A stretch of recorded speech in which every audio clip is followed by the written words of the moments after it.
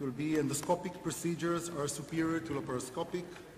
And we'll ask Christopher Thompson to come. All right. Well, this isn't good. So every time I would tell people that I'd be coming to a surgical conference and this was my topic, and I'd be debating Phil Schauer, the response was universally, raucous laughter. So, but here it goes. So, we all know surgery is effective. It's the most powerful, effective treatment for obesity, diabetes. It's proven safety. It has proven durability. So all that's true. So when I was thinking about how to go against this, I had a couple ideas. I thought population dynamics is a way to go. Math is always good. And, not everyone's the same, so we're going to think about different patient groups and how they may benefit from the different options. So we all know the obesity landscape. There's over 1.3 billion overweight and obese adults worldwide. Big problem. 2.6 million people die each year, and part of it's related to being overweight or obese. And certainly excess weight is a real burden. We know that. To get into some more specifics, some of these U.S. obesity statistics.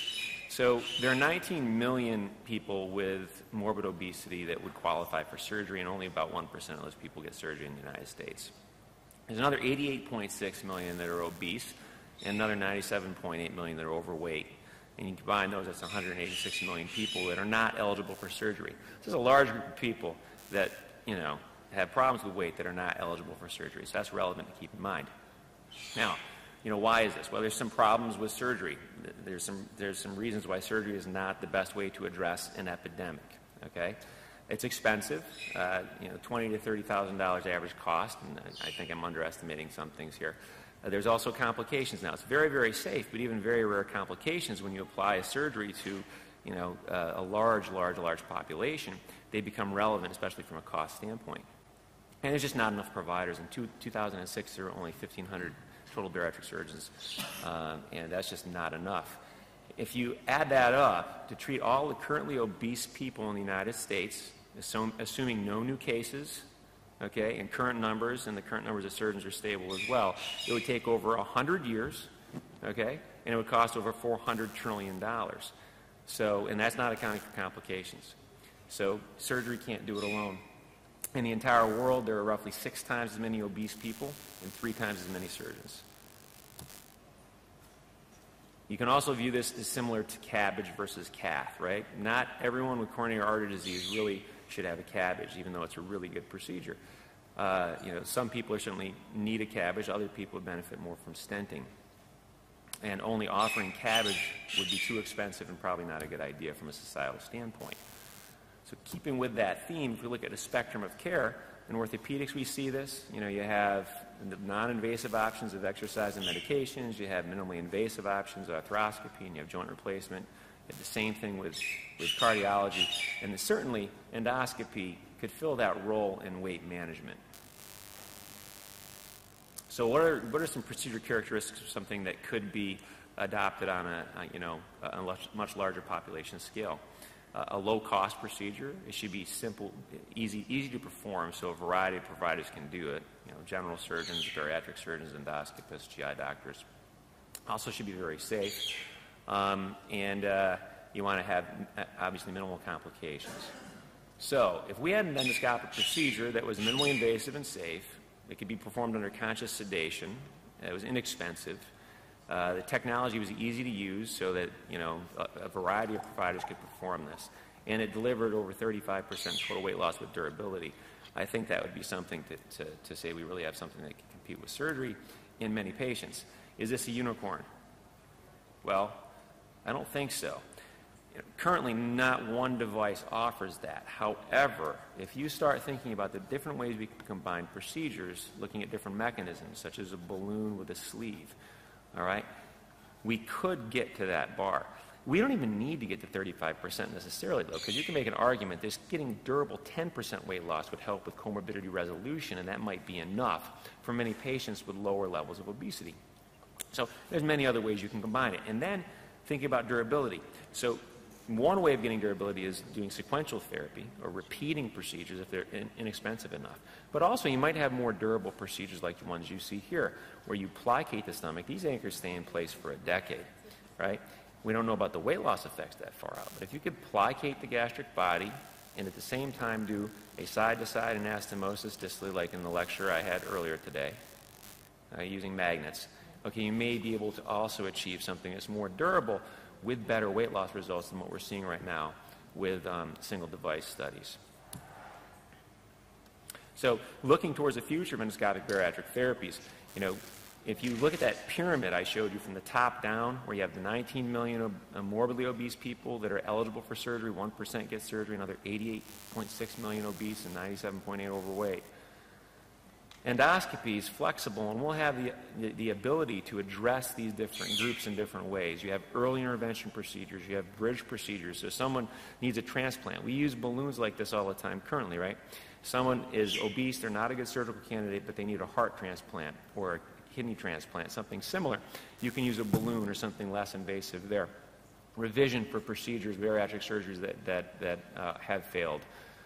Metabolic procedures. Say someone's BMI is 32 and they have bad diabetes. Maybe one of these endoscopic procedures can address that more effectively than surgery.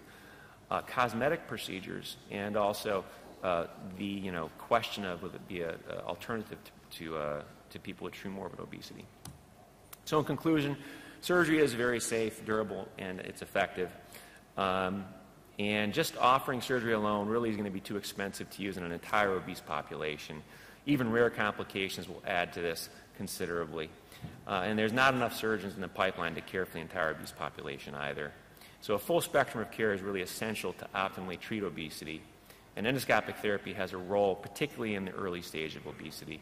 And if you start considering combination therapy with different devices or devices and medicines, especially some of the newer medicines we're looking at, or sequential therapy, you can see how this really will start to provide quite good outcomes moving forward. And from a societal standpoint, this combined endoscopic approach will likely be a better option than surgery in patients with lower levels of obesity, BMIs of 30 to 35. So I think that as that addresses a larger percentage of the obese population, you can conclude that this multidisciplinary approach is better than surgery alone. Thank you. Thank you.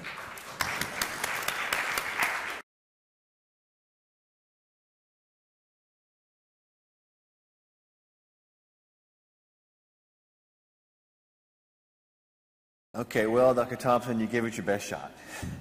This is a little bit unfair debate here. After all, everybody knows that the endoscopic procedures are fairly new. Most or many are investigational. Those that are not have very little long-term data. So it's a little bit unfair to compare them, but what the heck? That's what debates are for, right? Just a few announcements before I start. Just to remind everybody about this important World Congress of Interventional Therapy for Type 2 Diabetes, which will include some of these newer endoscopic or experimental procedures. So make sure you attend for that. Also, for those of you who will be bored in February or March and want to go to Las Vegas and have some fun and learn about minimally invasive surgery and bariatric surgery, please come to our MISS meeting February 25-28 in Las Vegas.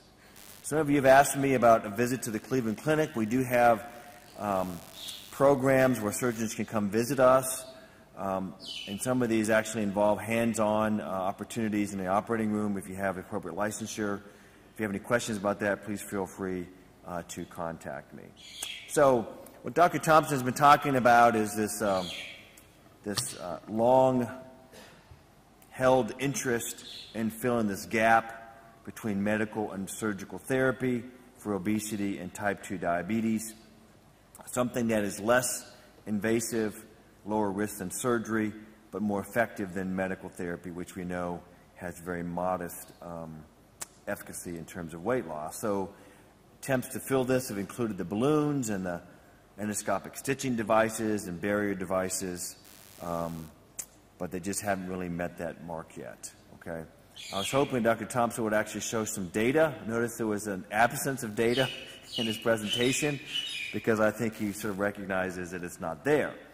So what we have to compare with these endoscopic procedures are these operations, which have track records of 10, 15, 20 years to compare with these endoscopic operations, which are fairly new.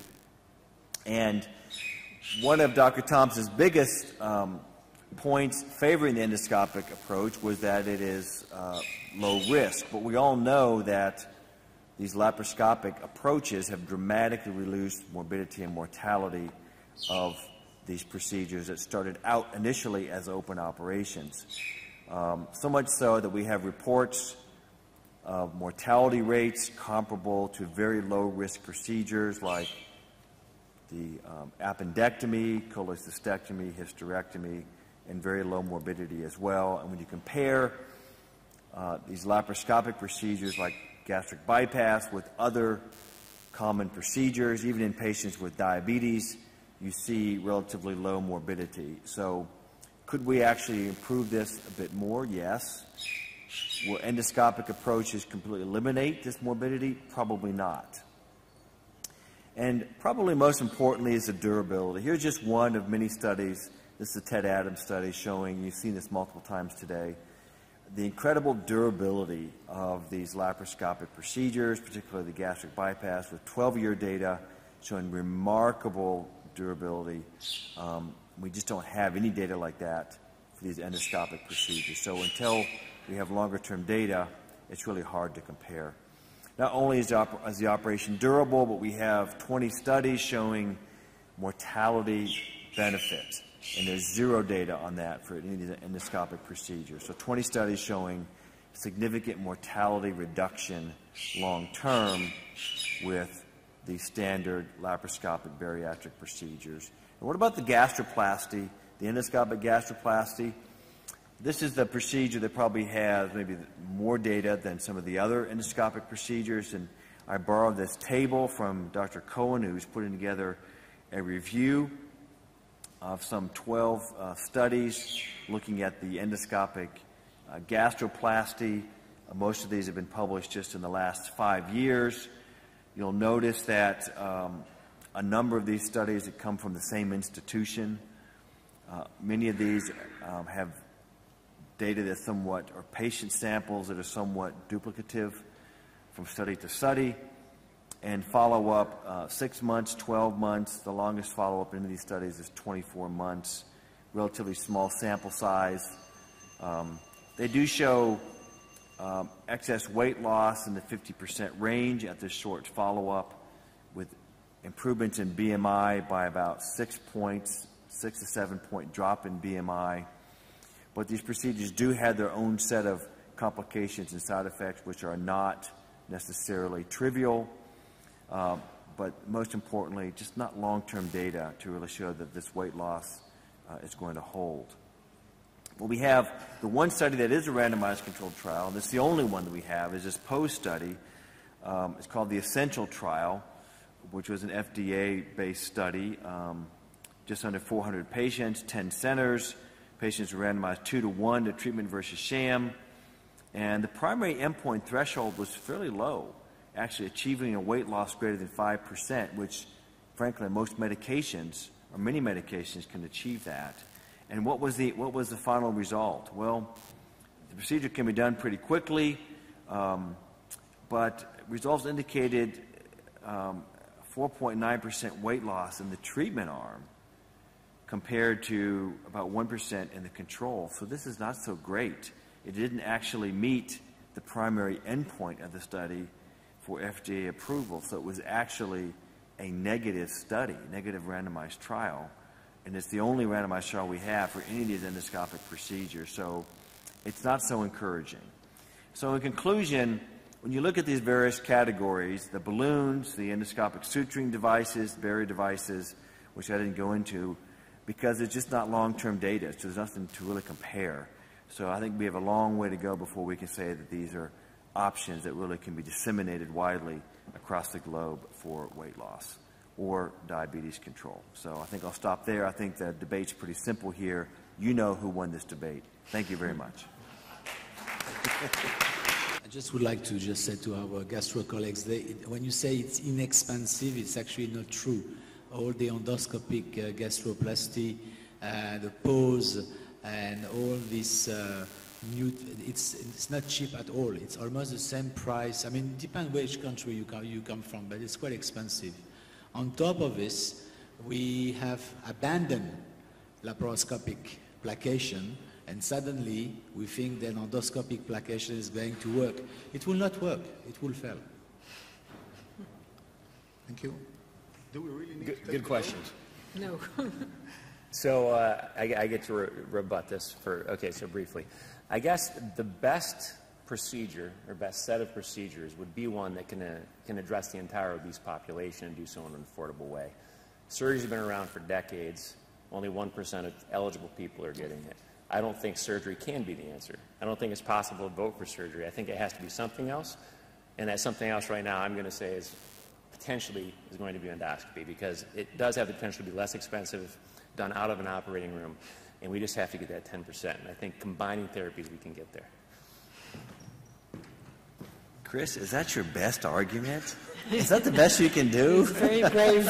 Okay, look, there's about 200,000, in the U.S., 200,000 bariatric procedures performed at a price of about $20,000 each. Now, the cost is actually coming down, driven by actually reducing hospital stay and reducing complications. So we can get that cost down, I think, to below $15,000. Now, at the height of coronary bypass surgery, which is an operation that costs about 5 times as much, there were 800,000 of those procedures. So this argument about you can't scale surgery to a higher number is ludicrous. We can take these operations from 200,000 to way over 1 million. And when you get to that level, 1 million per year, then you're talking about really having a huge impact on the disease state on a population-wide basis. So there, Chris. Well, let's vote. So who is for endoscopic procedures? We got one. Come on. How about you? Come on. You're allowed your vote. I got another one out there. As a preparation That's a pity vote. before surgery. For surgery? Okay, come on, everybody. Come on, let's go. Let's do this again in 10 years. Okay. You're on.